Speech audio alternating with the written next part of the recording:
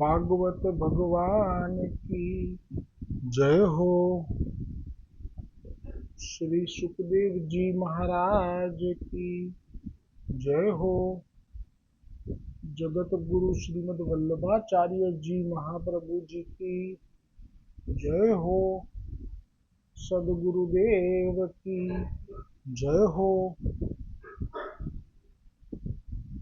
શ્રીમદ ભાગવતજીમાં ગઈકાલે આવેલો પ્રસંગ, જેમાં પ્રલયકાળના જલમાં કમલમાંથી પ્રગટ થયા પછી બ્રહ્માજીને પોતાનું મૂળ ન મળતા 1000 વર્ષ સમાધિમાં રહ્યા પછી નારાયણે દર્શન આપ્યા શેષ શૈયા ઉપર અને કૃપા કરી અને સૃષ્ટિની રચના માટેનું સામર્થ્ય બળ આપ્યું અને તે રચના કરવા માટે મૂળમાં શ્રીમદ ભાગવતનું જ્ઞાન મેળવવા માટેની આજ્ઞા કરી.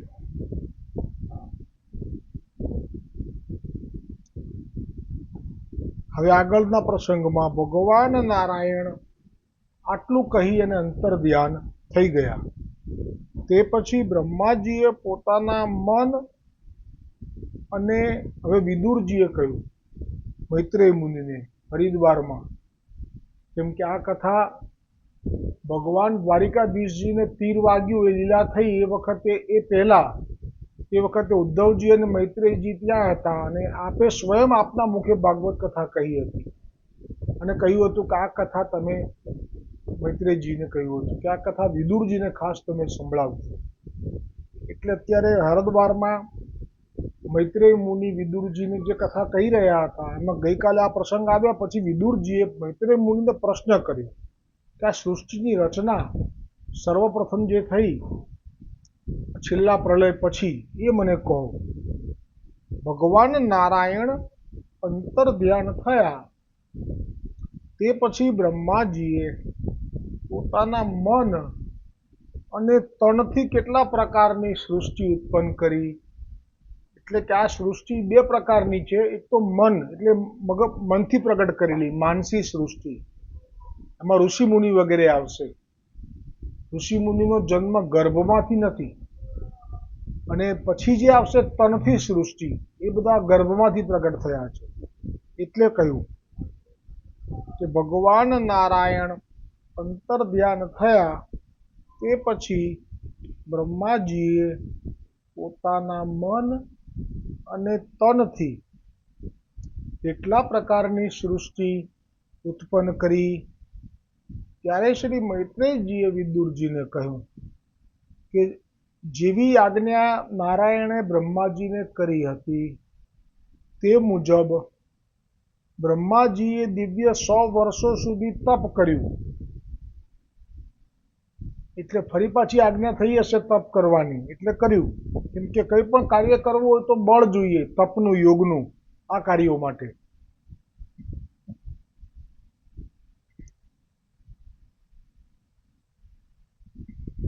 ત્યાર પછી જોયું કે પ્રલયકાલીન પ્રબળ વાયુની ઝાપટોથી પોતે જેનાથી ઉત્પન્ન થયા છે અને જેના ઉપર બેઠા છે તે કમળ તથા જળ બંને કંપી રહ્યા છે. આ પ્રલયકાળનું જળ કેટલું ભયંકર છે. 1000 ચતુર્યુગી પસાર થઈ ગઈ છે પણ તોય હજી એનો આ જે કંપન થવું એ ચાલુ છે. ત્યારે કરેલા તપના પ્રભાવથી તથા નારાયણની કૃપાથી તેઓ તે જળ સાથે વાયુને પણ પી ગયા. આ બધો યોગનો પ્રભાવ શરૂ થયો. હવે જેવી રીતે ગોવર્ધન પર્વત ઉપરનું જળ એ જે વરસાવેલું એટલું બધું હતું કે ડૂબી જ જાય વ્રજ, પણ એ જળ કેમ ન ડૂબ્યું?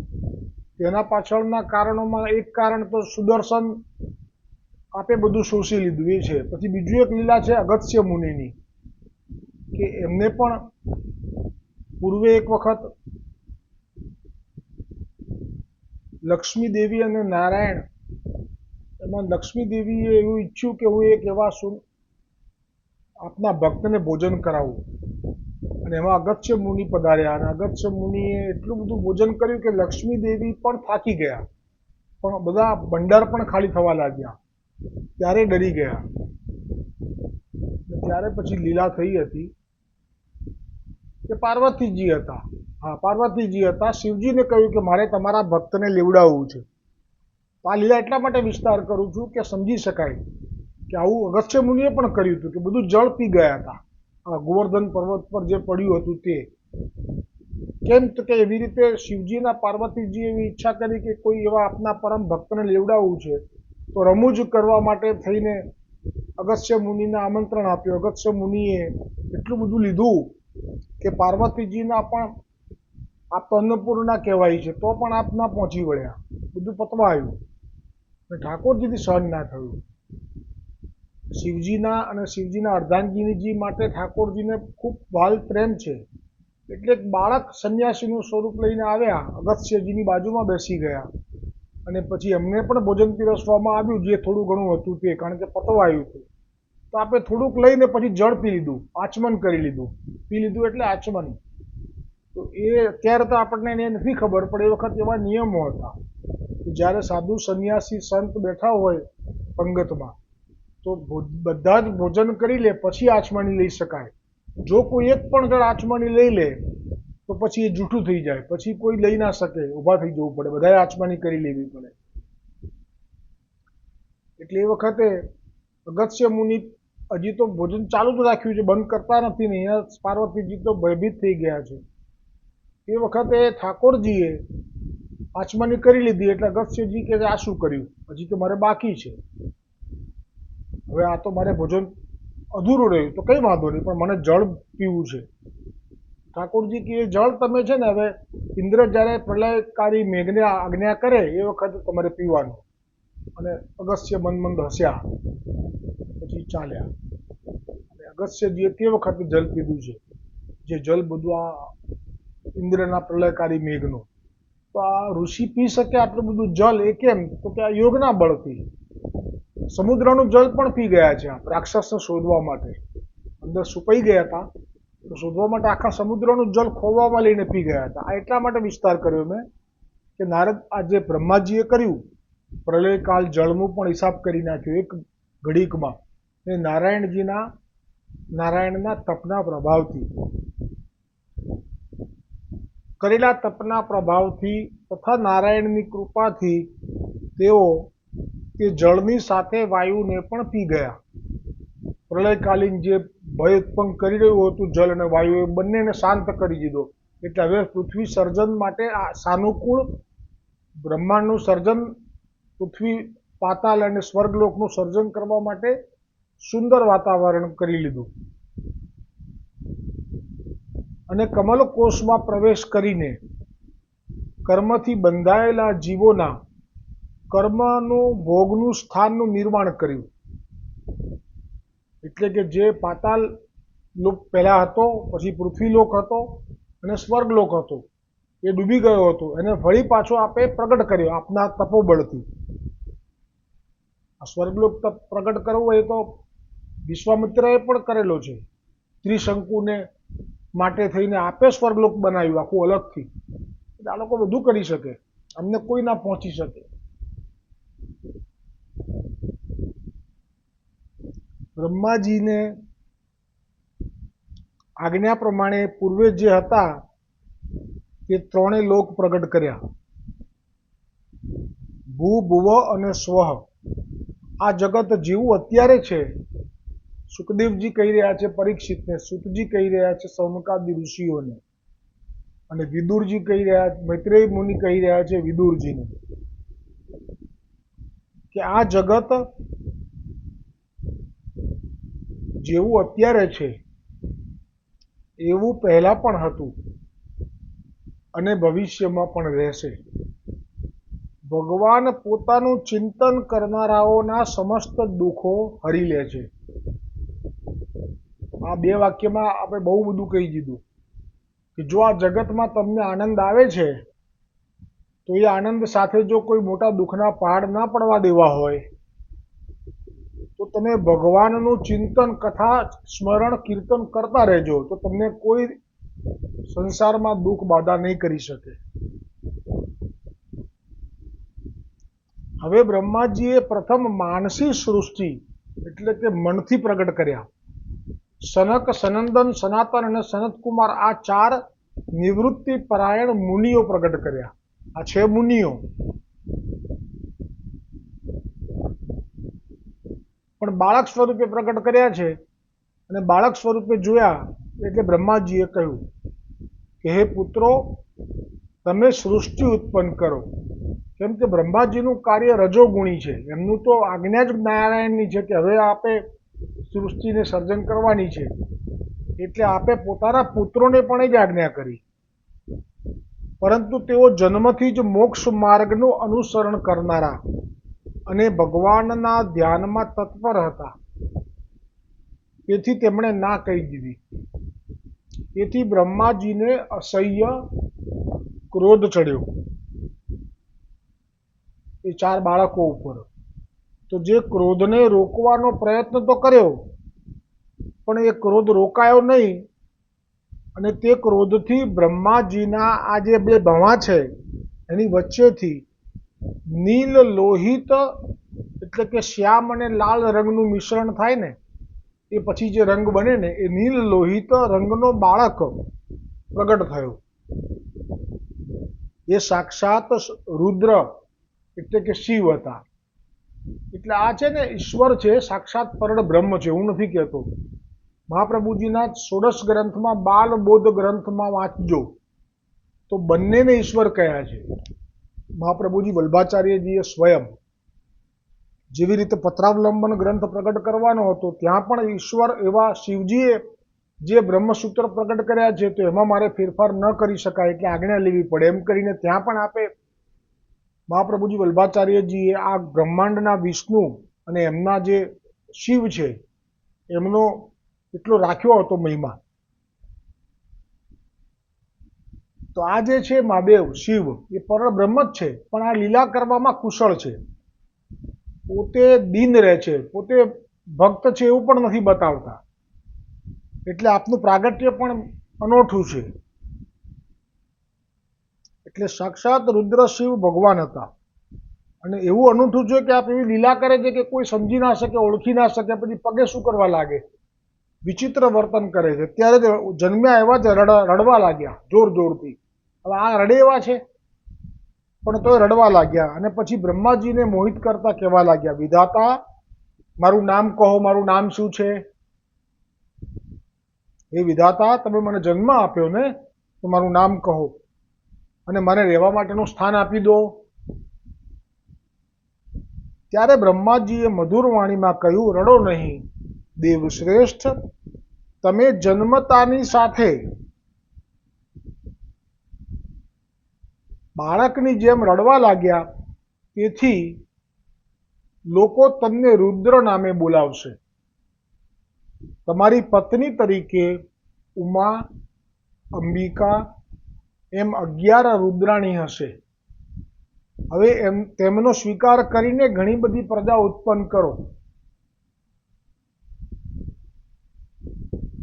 આવી આજ્ઞા સાંભળીને ભગવાન રુદ્ર એટલે કે શિવજીએ બળ અને રૂપમાં પોતાના જેવી જ પ્રજા ઉત્પન્ન કરવા લાગ્યા.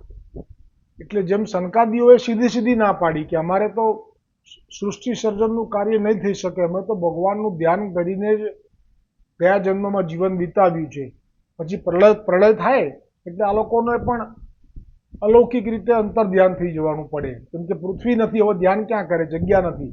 પછી જ્યારે આવી રીતે પૂરું થઈ જાય પ્રલયનો સમય 1000 ચતુર્યુગી, એટલે જ્યારે બ્રહ્માજી પછી પ્રગટ કરવા જાય તો મનમાંથી થાય. કેમ કે આ લોકો ગર્ભમાંથી પ્રગટ થાય એવા નથી, અલૌકિક છે.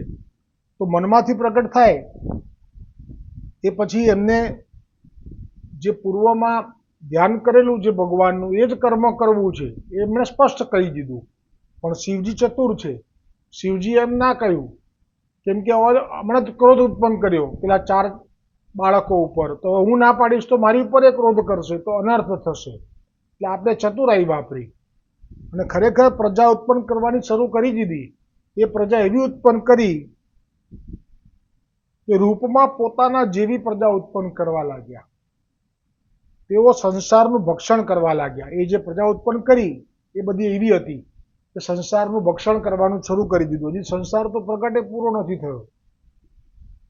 ત્યારે બ્રહ્માજી કહે આવી સૃષ્ટિ ના કરો, બસ બસ, હવે તમે સમસ્ત પ્રાણીઓને સુખ આપવા માટે તપ કરો. એટલે બ્રહ્માજીના હૃદયમાં પણ બેઠા છે તો ભગવાન વિષ્ણુ એ જાણે છે કે આ સંસારમાં પડે એવા નથી શિવજી, એ તપ કરશે, કલ્યાણ માટે થઈને તપ કરશે. આજે પણ શિવજી સંસારના કલ્યાણ માટે જ વિચરણ કરે છે અને તપ કરે છે, જેવી રીતે નર નારાયણ બદ્રીનાથમાં. એટલે જેવું એમને જોઈતું હતું એવું સીધે સીધું બ્રહ્માજીએ આપી દેવું પડ્યું. ત્યાર પછી બ્રહ્માજીએ જ્યારે સર્જન માટે સંકલ્પ કર્યો ત્યારે તેમને વધુ 10 પુત્રો માનસી સૃષ્ટિમાં ઉત્પન્ન થયા. તેમાં નામ છે મરીચી, જેનાથી કશ્યપ અને કશ્યપ ગોત્ર ચાલુ થયો તે, અત્રિ, અંગીરા, પુલત્સ્ય, પુલહ, ક્રતુ, ભૃગુ, વશિષ્ઠ, દક્ષ અને 10મા નારદ મુનિ હતા. અને છાયામાંથી કર્દમ ઋષિ પ્રગટ થયા.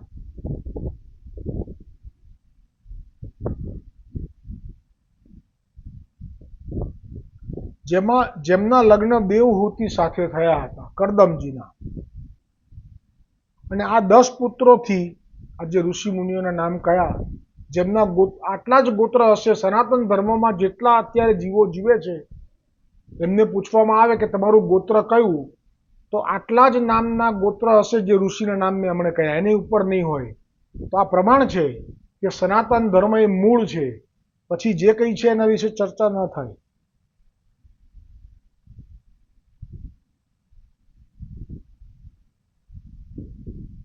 હવે આ 10 પુત્રોથી પણ પ્રજાની વૃદ્ધિ થતી ન હતી, કેમ કે આજે આ પણ ઋષિ મુનિઓ છે, એમનામાં પણ કોઈ લૌકિક વાસના નથી. તેથી બ્રહ્માજીને ચિંતા થઈ કે જે પૂર્વે પ્રલયકાળમાં પોતાના કર્મોને ભોગવવાની ઈચ્છાઓ સદ કે અસદ વાસના સાથે નારાયણમાં સમાઈ ગયા હતા. હવે 1000 ચતુર્યુગી પૂરી થઈ અને હવે નારાયણે કહ્યું કે એ લોકોને જે બાકી છે ઈચ્છાઓ પૂરી કરો, સારી કે ખોટી. જેને સ્વર્ગમાં જવાનું, જેને સ્વર્ગમાં જઈ શકે, જે વળી પાછા આગળ કર્મો કરતા કરી દો. તો બ્રહ્માજી વિચાર કરે પણ સૃષ્ટિ તો આગળ વધતી નથી. મનથી પ્રગટ થયા જે સનકાદી શિવજી અને આ ઋષિઓથી, એટલે ચિંતામાં પડી ગયા.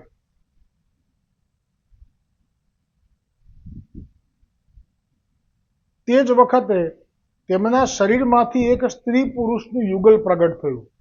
આજે કહે છે કે ગર્ભથી મૈથુન પ્રજા જે શરૂ થઈ, પુરુષ સ્ત્રીનો સમાગમ થાય અને પછી જે ગર્ભમાં જીવ આવે, આ એની શરૂઆત.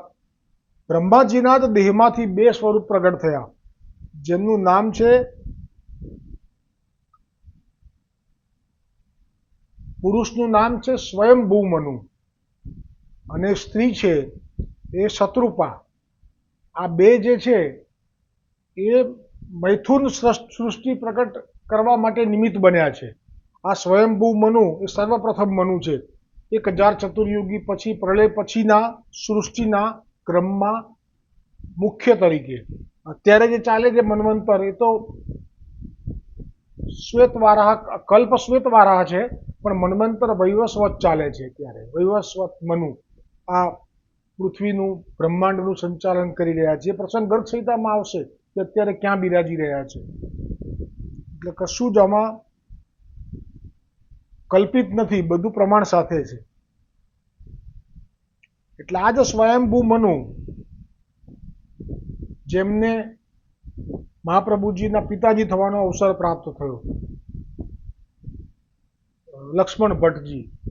કારણ કે લક્ષ્મણ ભટ્ટજી જ વસુદેવજી હતા અને વસુદેવજી જ સ્વયંભૂ મનુ હતા. એટલે આ ભક્તિ માર્ગમાં મુક્તિ મોક્ષ નું ક્યાંય સ્થાન જ નથી. વારંવાર જન્મ લેવાનો, વારંવાર પ્રભુને ભજવાના અલગ અલગ ભાવ સાથે.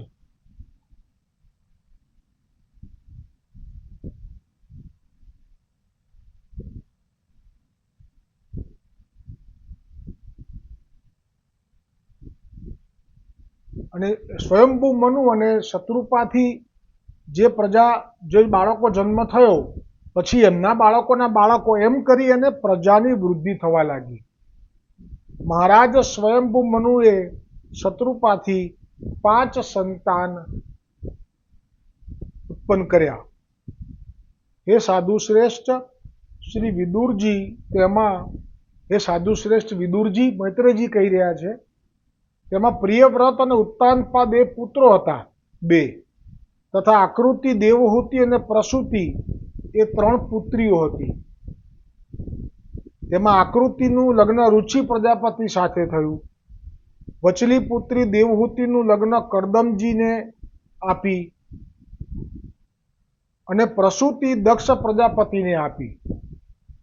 આ 3 પુત્રીઓના સંતાનોથી સઘળો સંસાર ભરાઈ ગયો. વિદુરજીએ કહ્યું કે હે મૈત્રેય મુનિ, મેં સાંભળ્યું છે કે સ્વયંભૂ મનુ એ તો ભગવાન શ્રી હરિના શરણાગત હતા, તેથી તેમનું ચરિત્ર સાંભળવાની મારી શ્રદ્ધા છે. કેમ કે જે ભક્ત હોય એમના ચરિત્રમાં જ ભક્તને આનંદ આવે. જેમના હૃદયમાં શ્રી મુકુંદના ચરણ કમલ બિરાજે છે, તે ભક્તજનોના ગુણોનું શ્રવણ કરવું એ જ મનુષ્યના દીર્ઘકાળ સુધી કરેલા શાસ્ત્રાભ્યાસના શ્રમનું મુખ્ય ફળ છે. જેમ ગોકુલનાથજીએ કહ્યું હતું કે આજે સુબોધિનીજીનો ક્રમ ચૂકી ગયા અને કેમ એ ન કર્યો, ત્યારે ગોકુલનાથજીએ કહ્યું હતું કે આજે તો અમે, સુબોધિનીજી તો કલ્પવૃક્ષ છે, પણ અમે તો 84 વૈષ્ણવની વાર્તામાંથી એક વૈષ્ણવનો પ્રસંગ લીધો, એ તો ફલરૂપ છે. એટલે કે શાસ્ત્ર અભ્યાસનું પણ જો શ્રમનું મુખ્ય ફલ એ ભક્તોનું કથન શ્રવણ કરવાનું જે મળે તે ફળ છે. આવો વિદ્વાનોનો મત છે. શ્રી સુખદેવજી કહે છે, પરીક્ષિત, વિદુરજીની આ વાત સાંભળીને મૈત્રેયજીનું રોમે રોમ ખીલી ઉઠ્યું, કારણ કે આ ચર્ચામાં હવે પ્રભુની અવતારની કથા પ્રગટ થવા જઈ રહી છે. શ્રી મૈત્રેયજી બોલ્યા, જ્યારે શ્રી બ્રહ્માજીએ સ્વયંભૂ મનુને આજ્ઞા કરી કે તમે તમારી પત્નીથી સંતાનો ઉત્પન્ન કરીને પૃથ્વીનું ધર્મપૂર્વક પાલન કરો, અને તમને પ્રજાનું પાલન કરતા જોઈને ભગવાન હરિ પણ તમારા ઉપર પ્રસન્ન થશે. જેમના પર ભગવાન પ્રસન્ન થતા નથી તેમનો સઘળો શ્રમ વ્યર્થ થઈ જાય છે. ત્યારે મનુએ કહ્યું કે હે પિતાજી, હું તમારી આજ્ઞાનું પાલન અવશ્ય કરીશ, પરંતુ જગતમાં મારા અને મારી ભાવિ પ્રજાના રહેઠાણ માટેનું સ્થાન એ મને બતાવો. હે દેવ, બધા જ જીવોનું નિવાસ સ્થાન એવી પૃથ્વી અત્યારે તો જળમાં ડૂબેલી છે. તમે આ પૃથ્વીનો ઉદ્ધાર કરો. ત્યારે બ્રહ્માજી વિચારવા લાગ્યા કે જેમના નાભિકમળમાંથી મારો જન્મ થયો છે તે સર્વશક્તિમાન શ્રી હરિ મારું આ કામ પૂરું કરે. આ છે માર્ગનો, ભક્તિ માર્ગનો મહિમા, કે ગમે તેવો પ્રશ્ન જીવનમાં આવે પણ જો તમે હૃદયથી પ્રભુને યાદ કરો અને તમારો દુઃખનું રજૂઆત કરો કે તારી રે આશાએ અમે રહીએ રે આ જગતમાં. બ્રહ્માજી જે કહે છે એ જ આપણે કહેવાનું છે કે કહેવાનું બધું એ તમને કહીએ રે આ જગતમાં. દિલડાની વાતો તો ક્યાં જઈને કહીએ, ક્યાં જઈને હૈયા ઠાલવીએ રે આ જગતમાં. જ્યાંથી પ્રગટ થયા છે, જેમણે આજ્ઞા કરી છે, જેમના આજ્ઞાથી તપ કર્યું, એ તપના પ્રભાવથી બધું જળ પી ગયા, પણ હજી પણ જળ છે. જળનો ઉલ્લેખ આવે છે આજકાલ ફેસબુકમાં કે આ જળનું સ્તોત્ર હવે સાયન્ટિસ્ટોને મળ્યું કે જેની અંદર હજારો પૃથ્વીઓ ડૂબી શકે છે, એટલું વિશાળ સ્તોત્ર છે જળનું, અને જેમાંથી પૃથ્વી પ્રગટ થઈ છે. તો આ જે જળ છે એ જુદું, જે પી ગયા એ જુદું. એનો અર્થ એવો થયો, બહુ ઉતરાય નહીં આમાં ઊંડા, પણ વિશ્વાસ છે તો આનંદ છે. વિચારવા લાગ્યા કે મારો જન્મ થયો છે એ નાભી કમળમાંથી, એ સર્વશક્તિમાન હરિ મારું કામ પૂરું કરે, એટલે કે પૃથ્વીને બહાર કાઢે, તો જ મારા આ પુત્ર કે જેમને ભલે 2 પુત્રો અને 3 પુત્રી થયા, એ તો જગ્યા છે, પણ કરોડો જીવોને રહેવા માટે જગ્યા નથી. એ તો પૃથ્વી પર રહી શકે, અને પૃથ્વી તો જળમાં છે, તો કોણ બહાર કાઢશે? હજી તો વિચાર કરી રહ્યા હતા એટલામાં જ તેમના બ્રહ્માજીના નાકના નસકોરામાંથી એકદમ આટલું નાનું અંગૂઠાના ટેરવા જેટલું વરાહ શિશુ નીકળ્યું, એટલે કે ભૂંડનું બચ્ચું નાનું હોય આટલું એ નીકળ્યું.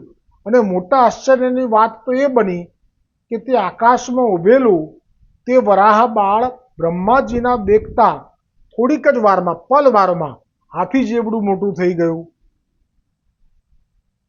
અને તે વિશાળ વરાહ મૂર્તિને જોઈને મરીચી વગેરે મુનિ સનકાદી આ સ્વયંભૂ મનુ સહિત શ્રી બ્રહ્માજી જાત જાતના વિચાર કરવા લાગ્યા.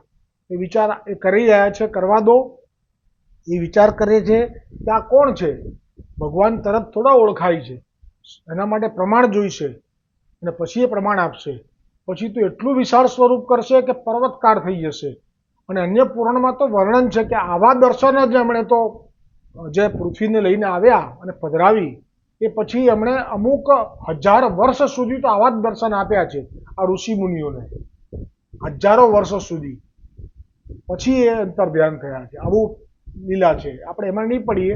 પણ હવે શું વિચારે ચડ્યા કે આ કોણ હશે? હમણાં મારા નાકમાંથી કોણ નીકળ્યું? આટલું હતું, આટલું થયું. એ પ્રસંગ આવતીકાલે આવશે. ભાગવત ભગવાન કી જય હો. સુખદેવજી મહારાજ કી જય હો. જગદગુરુ શ્રીમદ વલ્લભાચાર્યજી મહાપ્રભુજી કી જય હો. સદગુરુદેવ કી જય હો.